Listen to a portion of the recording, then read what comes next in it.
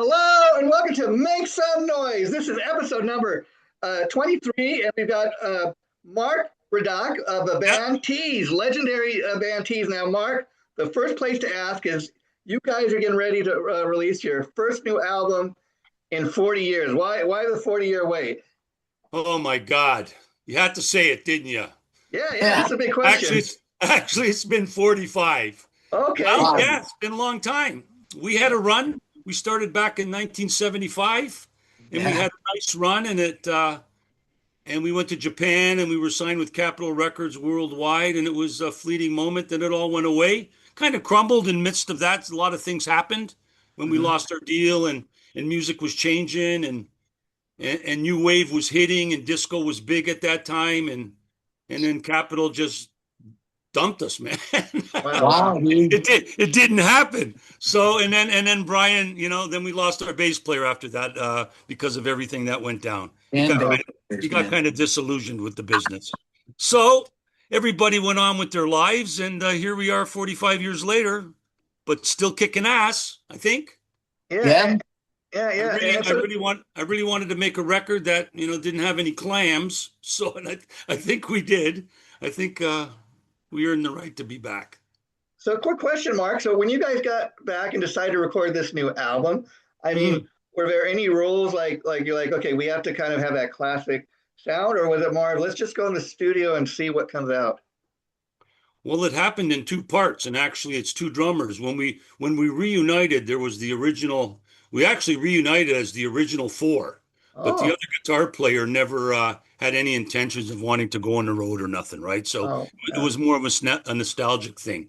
But our drummer, Mike Kozak, our original drummer, was with us for the long haul here for like 6 years now, and then decided to leave because he didn't want to do any new material. And it was really crazy. I don't know. He retired, and I thought, wow, this is the perfect time from his day gig. And he I guess it was nostalgia for him too. Yeah. He wanted to, but he's the one that started with us, and he's the one that went to Europe with us for the first time. So first what happened was we did the live record. I don't know if you heard that. No, I did. Wow. Well, the live record, our intention was to, because it was so long, right? 45 years, we're thinking we got to reintroduce everybody. We didn't have a discography of giant hits like everybody else. Sure. Although the music does stand the test of time. It's very cool that it doesn't sound dated today. Yeah, I was able to find all the stuff on YouTube, so that's great because I got to be honest with you, Marc. Myself, I never heard of the band until your publicist sent me a press release on the band, and I started reading up on the band. Like, this sounds like somebody I want to interview. And like you said, it's kind of rich in history of the band, but it's like one of the best kept secrets in rock, if you know what I mean. Well, we were even, it was, if you want to start from the beginning, we could go there to explain, but we flew under the radar the whole time. We had some success in the Orient, but the big deal was with Capitol, and that machine just never started working for us, and everything was changing, and we got caught in the shuffle, and and the house of cards fell quick, man. It was like, we were all we couldn't believe what was going on. We were destined, but we were that close. It was only the United States we needed to really bring it home, but it never happened. Take it away, Jamie. Yeah. I seen that you started the band in 1975. I was like 4 years old. Thanks, man. Well, I was only 11. Yeah, that's awesome. You guys. I'm kidding. I think anything goes these days, like the music styles these days, anything goes now. I think it's great that you guys came back. You definitely made a solid album for sure. I've listened to it. My favorite song's Turning the Night Away. I like that song a lot. It's really good. Great guitar work, man. Awesome. I love it. Yeah, well, the whole album is strong. Everything has a different appeal, but it is a classic Teaze record in the sense if you listen to our old stuff. Sure. And like I said, we did the live record. We went to Europe, which was very cool, first time for us. So we decided to tape that. And it reintroduced everybody. We were able to take the best songs of all our four recorded records that we had from before and reintroduce everybody. And that got the ball rolling. But immediately I thought we had to do this new record, Our Path Forward, because we never really had any bona fide real hits back in the day, right? Right. So But like you're saying, anything goes. I'm hoping because Yeah, usually when you say classic rock band in everybody's mind, maybe they're thinking, oh yeah, that's just an old band. And if they're putting right. anything out, nobody's interested. And I'm hoping that doesn't happen. I'm believing in miracles that can happen, Jamie. Right. Yeah, I get you. I got you, man. I'm 54. I'm a musician myself, and Oh yeah, I've come close. I yeah, didn't. I've been signed a couple times, not to a major label like yours, right, and my band got dropped. But I feel you. I totally understand what you went through for sure. I came close in 2006. I yeah, opened Staying in 3 Days Grace in front of 14,000 people, yeah, biggest show I've ever done in my life. And I thought, well, we're on our way, and then the yeah. band falls apart. So I get it, dude. I get it. I Thank can. you. Yeah, and back in the day, man, it was just so beautiful. Those it was like the Camelot years for fucking rock and roll, right? I Yeah. yeah, mean, when you were able to get a label like Capitol and we were with Aquarius in Canada, I mean, they would groom you. It wasn't like today you have to do it all yourself. When they Right. took you under their wing, man, we're talking about, a couple $1 million. But Right. yeah, it was a big investment, but those days are gone, and it's Yeah. so different today. oh So, sure, but yeah, it almost makes us impossible to do it today, and with the internet and how much talent there is out there. Holy shit! Just Yeah. just like your podcast says, right? We're trying yeah, to be heard through the noise. yeah. I Right. mean, Some there's serious so noise. much noise every day with so Yeah, much great There's music. How do you there's break through? yeah. there's some great bands and there's some terrible Wow! bands too. Wow! Yeah, I will tell you, Mark, the one thing that stands out about your band is whether I'm listening to a classic Teaze tune or something off a new album, is you got great original tunes. And with that being asked, so it's not like you had to do a cover. So first of all, let's ask you about covering Rainbow's "Man on a Silver Mountain." Man, you guys kick ass on that, but your Well, own tunes are just as good. I mean, come on. Well, Jason, that was a crapshoot to start with, right? You Yeah, don't you don't want to be messing with like an iconic song like "Man on a Silver yeah, Mountain." Who yeah. would who would dare do that? But it was one of the first songs we learned back in the day when we first started. Okay. Brian always sang the shit out of it, and I just recalled that when our thinking was one tune, iconic tune that everybody knows because it's Yeah, just another way that maybe people will get turned on to the band. You yeah, know what I yeah, mean? So something that they know from the past, and if you do that song justice, maybe they'll come to like that band that way. So that yeah. was my thing. Right. And on Man on the Silver Mountain came because Brian sang it back in the day. I blurted it out at rehearsal when we agreed that maybe one cover would be cool, and we did it, and it was awesome. And and now we got this new guitar player. He's not new. He's been with us 8 years now, right? Wow. The Yeah, yeah, original the original Teaze was only together 5 years, I think. Yeah. So we put our time in. We're being persistent about this, but and yeah. Another thing I was reading, the big hit the band had back in the day was called what was it? It could was be a country Heartless World, Sweet Sweet Misery. Misery, Sweet Misery. Oh, geez, yeah. And the thing was, you guys were known as hard rockers, but that was kind of a country kind of rock Tough tune. tune, bro. Tough tune. That Yeah, that changed that changed everything for us too in I'd have to say in retrospect a negative way. yeah, yeah, It was one of the last tunes put on that record because everybody was thinking at the label, we just don't got that hit yet, you know? And yeah, back then there was AM, it was a big deal. So yeah, so Chuck Price, our other guitar player, brought that to the table, and it really wasn't a song, right? So it kind of gained a life right directly in the studio, as opposed to the other songs that were demoed and yeah, rehearsed and thought about.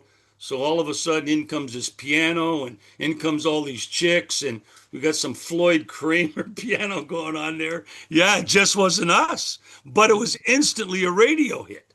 And yeah. until today, our biggest hit. And Yeah, then the it's kicker kind of was, funny. It's like Mr. Big, featuring Paul Gilbert and Billy Sheehan, all these shredder type of guys, and the big number one hit was the power ballad, and they became known No as doubt. well, Yeah. even more. It's like every rose has its thorn or Beth. yeah, yeah, But yeah, yeah. but we get the worst by far out of the three with the. It's a great song, nice and hooky. Yeah. People, I mean, but it just wasn't us. Well, So if you here, look at it, Mark, around that time, Kiss came out with the song "Hard Luck Woman." Was kind of like a country rock song too. I Yeah. mean, did It's you, did true. you guys have anybody telling you like, "Hey, you need something like that," or like a Well, no, radio? we had pretty well carte blanche what we wanted to do, which was another beautiful thing, right? They just kind of Uh-huh. bought into the band, and they trusted our instincts. So we didn't really like get 100 songs and then pick 8 or 10, right? Yeah, We might yeah, have 12 or 13, and you agree upon 8 or 9. But no, they were. But once they heard them, yeah, they were very vocal on, well, you don't got it yet. We got to get back to the drawing board, you know? And we were yeah, young when we started writing, and our career was very quick. So I mean, sure. we had to learn all this in real life, you know, and just figure it out on the way, and we started experimenting. So you really Teaze really you hear the records really maturing very quickly, and in Yeah, yeah, different ways. We were experimenting with saxophone. We didn't know, you know, we were just kind of yeah. trying to find our way to a hit song because that's what everybody wanted, Oh yeah, including that us, of was course. what Just you're to put going you on the after map. now. Like you're talking about the fact that the band came very close, but you never really kind of made that huge splash like Yeah, maybe you guys always wanted to. But I was reading that, like you said, when you guys, um, like landed in Japan, like you were mobbed at the airport and people were just going crazy over that. yeah, I mean, that had to have been a shock. yeah. Talk a little bit about that. Well, sure. You know, we were probably slugging it out in some curling rink in Newfoundland, you know, and then you get on an airplane and you fly to Japan and you get off the airplane, or like you said, and the crowd's going crazy. And we're there for one night to get ready. And then we're going to record a live record. We recorded a live movie, 70 millimeter, you know, Okay. and Yeah. we had all the press there. We were getting gold records. It was like, you know, overnight. And then, Yeah. and then in reverse, when it was over, when we got back to Canada, it was back to slugging it. But we were never really slugging it. We were getting dates with Cheap Trick and There you Bullet go. Cult. You know, Yeah. because of who we were with, we were signed with the right people, and Yeah, they had the power to, like you were saying, Jamie. You know, and they had the power to do that all the time. Okay, you're going to just go do some, not one date, and all of a sudden, right. booking all them shows, 10,000, 14,000, 20. He was booking the 50,000 shows with the Stones and Floyd. Oh So wow. yeah, the company was huge. We weren't supposed to miss. That's why I was so freaked out and pissed off, right? So that's probably another reason I didn't get over it for 40 years. It was Yeah. like I needed therapy. I don't Yeah. know Yeah. how Yeah. I missed. Hey, And I you don't understand that. realize, and you don't realize what you have when you're Sure. so young. When we Yeah. broke, Yeah. it happened so fast. We were thinking, who said this was tough? You Yeah. know, Yeah. this Yeah. is what we're going to do for the rest of our life. Alive. Yeah. Yeah. Right. I remember John Mellencamp saying back then it was easy to get a record deal. Would you say that's true? Yeah, because they were there and they were looking, and there wasn't the net, and it was very specific, and you would do specific showcases with Right. trade magazines and stuff, and those guys were there looking, and it was Right. just like a whole different vibe, right? Once they said yes, they were committed to you. It's not like now you do Yeah. everything now, and Yeah. then in the end, maybe if you're Taylor Swift or Drake or something, but I mean. It's like everything else. The poor are getting poorer and the richer are getting littler, or bigger. And Yeah, yeah, yeah. And big. Mark, another thing that's interesting about the Teaze story is the fact that you guys came out in the 70s and you had this little bit of a splash, and yet somehow you missed the MTV video era. Yet Oh, you guys man. are back with a new album and got some killer music videos, I must say. So let's talk about that because I mean, it looks like something you would have seen on MTV back in the day. These new Yeah, videos. I was going to say back up to MTV, like by a hair. Yeah, We broke up in 1980, and that's probably when MTV, and we were tailor made for MTV. If you yeah, see, there's only one piece of footage that's out there when we were kind of a glam band in yeah. 1975. It's some footage from Japan. We were tailor made for that shit, and yeah, just missed the boat. There's like no video on Teaze hardly back. There's that one tape that surfaced. We did do that movie I mentioned, but it Yeah. never got released because Cheap Trick ended up doing Budokan, and it Uh, just and it wasn't that great a movie anyway. So it ended up on the cutting floor. People we were making commercials out of it when we'd go on tour and stuff. So So whose idea was it to do like a video for Man with a Vision and Rev Your Engines? Because I tell you again, these are very professionally shot. It looks like you guys have been wow, doing this for years. both my songs. Yeah. I collaborated with the other guitar player with them. and the videos are both mine. Just had to get done, and guy in Canada says, what are you doing, mate? What are you singing about the end of the world?" I said, "Well, not really." I says, "Everybody's going to get a different meaning out of that song." You know But if what I love about the two songs? It shows kind of the two sides of the band, if you will. I mean, Man in a Mission is with a Vision, excuse me, is a yeah, little more serious, whereas Rev Your Engine is kind of more just a classic, Teaze well, sounding rock if song. you know the history of the band, it's exactly Man of Vision is an exact extension of like Heartless World, which Mm. was our biggest song, arguably against Sweet Misery, and was covered by a band called Unleash the Archers recently, a really heavy metal band from Canada, and Wow. so Man of Vision is much like that in another song called Touch the Wind, and Rev Your Engines is classic Teaze, man. We got like Red Hot Ready, rocking with the music, ready to move on the loose. I Yeah. mean, it's just an extension of that. It's Detroit. Rev Your Engines is pure Detroit rock and roll, which is what we grew up with, and it's very simple 4 piece. Just kick butt Yeah, rock and yeah. roll. Man of Vision, you're right. Yeah. A little more And thought Jamie, you're provoking. gonna dig this. What I'm getting ready to ask him. There's another one of the classic songs, "Rockin' with the Music." Talk about the people you used to hang with. I understand that song was co-written by none other than George Young, the older brother to Angus and Malcolm Young, of course, of AC/DC. Okay, well, I'm sorry to correct you, but it is another. It's called "Gonna Have a Good Time Tonight." Oh, okay. I must That's have the missed. name of the song. I was going to say thank you, bro, because I wrote "Rockin' with the Music." Okay, That's well, good. that's what. Thanks for the accolades. You can see. I researched it on the internet, so Yeah, gonna have sometimes. a good time tonight. Okay, okay. Yeah, it's another. Somebody brought it back in the day. It was on our second record. Somebody from the label brought that to the table and said they thought it would be great. And do you know? Have you ever? In Excess had a top 10 hit with that after Tease did it. Did you know that? Oh, I did It's the not know same. that. It's the Wow, same song. Check it out. Gonna have I a good will. time tonight in Excess. And they did an amazing job with it. Whole Oh, different vibe. Wow, okay. totally different. Yeah. Yeah, Wow. yeah. Good song. Yeah. Yeah, Angus Young's brother. Have you Yeah. guys have you guys thought about getting with Frontier music? Yeah, Yeah. well, we're with escape music in Europe, but the Frontier's the same. Yeah, I spoke. Well, I never did speak to them, Jamie. I reached out to them a few times, and they never reciprocated. Hmm. I And, could totally see your new record on Frontiers for sure. yeah, well, they might come knocking, but I got a deal right now with Escape Records out of the UK. We're worldwide, which is That's nothing to awesome. sneer at, right? It's okay. Just Yeah. by you guys knowing about us now, you know, Deco's doing the job, man. I can't say enough about Deco. Oh yeah, they got. I mean, I got a. I love a lot of artists like Albert Bouchard. He's yeah, got a new album coming out. Charlie Um, Calvin, the boys are doing good work, and I love I love working with them, and we're going to continue. We're probably going to release the live in Europe record with the DVD coming oh, up. that'd be so cool. They're great at everything they put out. I love Yeah. Deco. But we're They. with another label, like you said, Frontier. There's like 3 labels, I think, in Europe. There's not many labels, bro, left. It Yeah. seems like that are really can do Frontier, Escape Music in England, which we are with, and there's a Pride and Joy label out of Germany. Oh wow. Yeah. And Yeah. Yeah.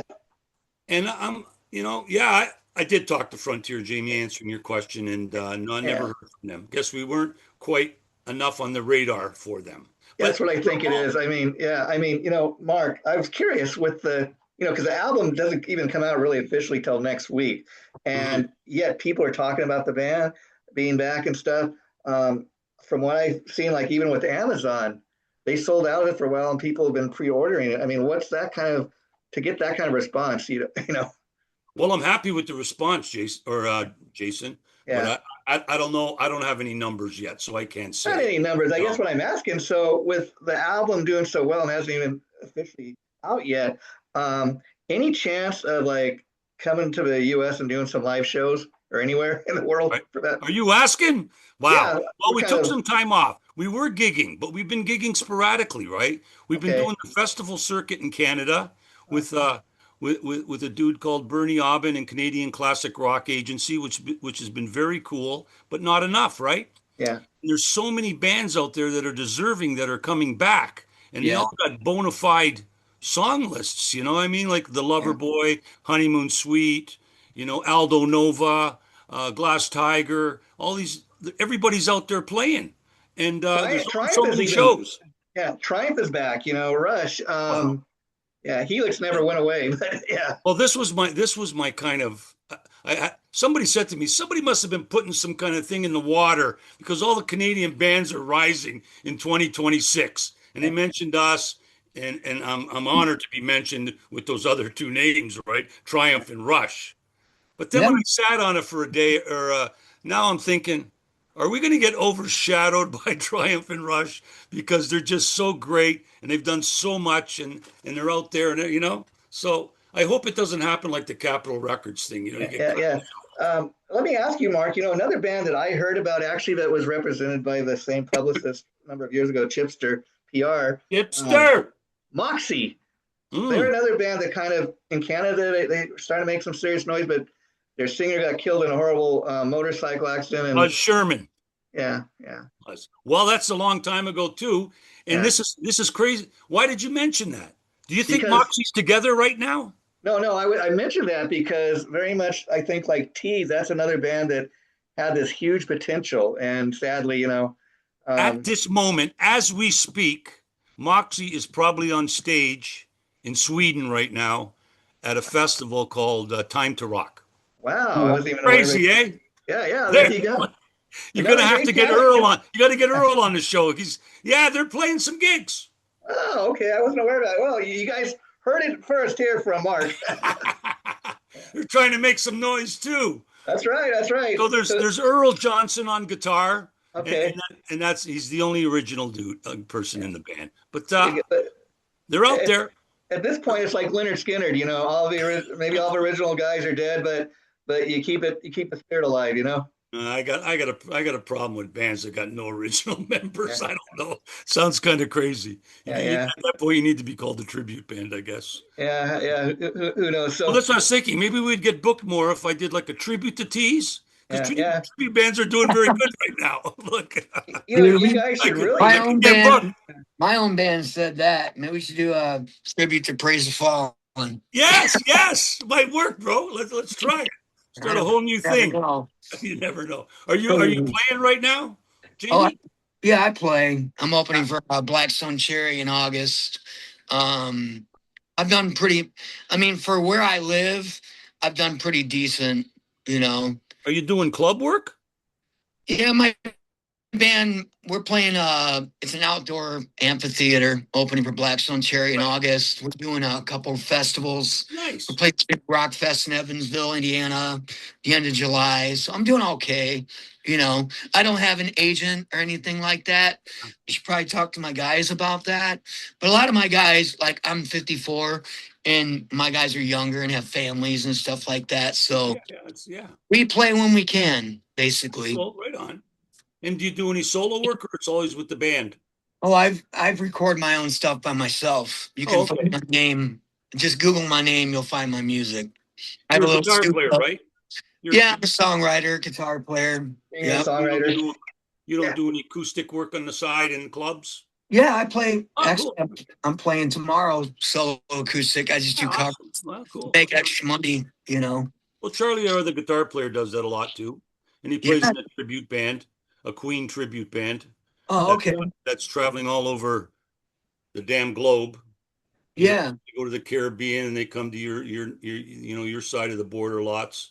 Oh, right on. So while your band was on a break or whatever, he was gigging. After you lost your deal or whatever, right? What were you doing? Oh, wow. I've had 9 lives.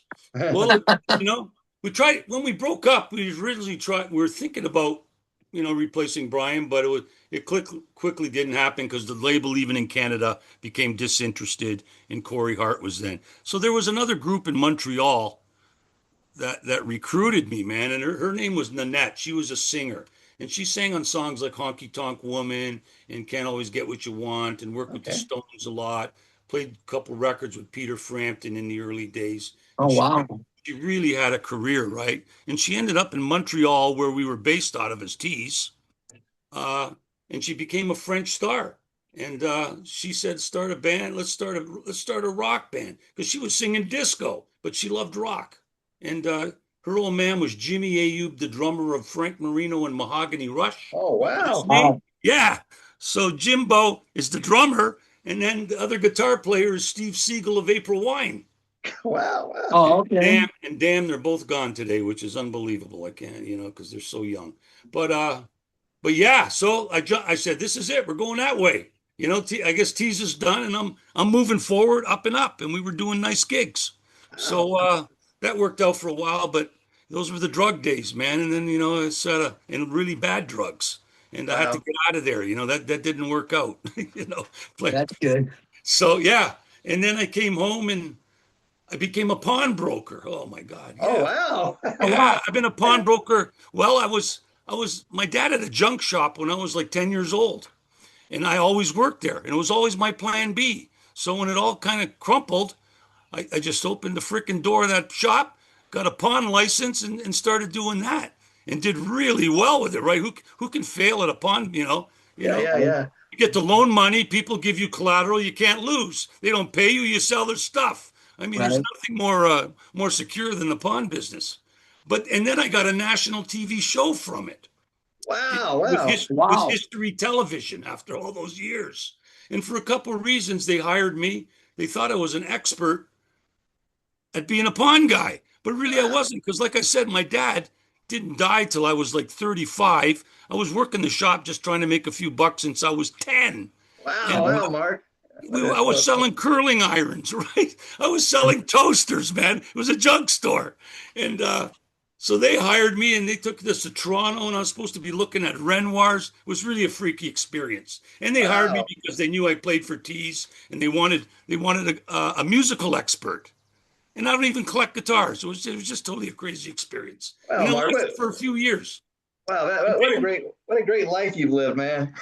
then I had with my wife, after Teaze, after that little stint in Montreal and all those heavyweights, I came back, did a couple of years, slogged it in the bars in our hometown, met my future wife there, and we were playing like lick it up at the local tappery. And one day she came home and she says, "We're going to go country. I got a connection in Detroit," and we ended up in Muscle Shoals, Alabama, and Wow. Wow. almost became a bona fide country hillbilly rock band in 1985. So Wow. we show up at Music Row in Nashville with these big dudes, like and we were dressed like Motley Crue, and we were singing, "Good Hearted Woman" by Waylon Jennings. Yeah. That was a trip, and it came really close, but we were ahead of our time. So the country thing went on for a while, toured with a lot of nationals. Um, we were ahead of our time. Teaze was behind the time. When all the new music was breaking, and Foreigner and Boston and these big productions, Queen, those were out the window. Now it was about Clash, Joe Jackson, you know. And let me tell you, when we were signed to Capitol Worldwide, when we did lose that deal, the same year they signed the Knack, and they brought My Sharona, Wow. which for like $35,000. And when Wow. we were going to do the next album for Capitol, we were looking for 250K. And they Wow, said, Mark. "No, man, no, no, no." And all of a sudden, we made a deal. The rest just became a shit show. Lost the deal in the midst of the recording. Our producer got in a big fight with Capitol Records. Nothing to do with the band. But, Well, they dumped us, took us back, just became a shit show. The And that's important thing is lost it all. Teaze is back, folks, and they're going to be making Yes. serious noise next week when their new album, Rev Your Engines, comes out. Mark, Just wipe all that under the carpet, right? yeah, me and Jamie want to thank you for coming on today, man. It was yeah, great Mark. getting to know you, and we are Wow. definitely going to have you back on, my friend, okay? Is this it? It's over? I got so Yeah, much man. more to say. Can't you shut me I thought up? we got to have you Come on, back. guys. You know I what? like this guy. Because, Mark, you know what happens actually with This the is my Zoom? moment in the sun. Yeah, we don't have to Gotta do go. the Zoom. If you don't, it'll cut you off. We don't want that to happen. Okay, So- Jay. Okay. See you, everybody. All right, Take Mark. care Great. and rev Keep your in engines. touch. Teaze is in back, touch. folks. Keep Bye. rocking. Great record, man. Love you guys. We All love right. you, Mark. Good luck, Bye. Jamie. Keep Thank playing. you, sir. Okay, bro. Cheers. Bye.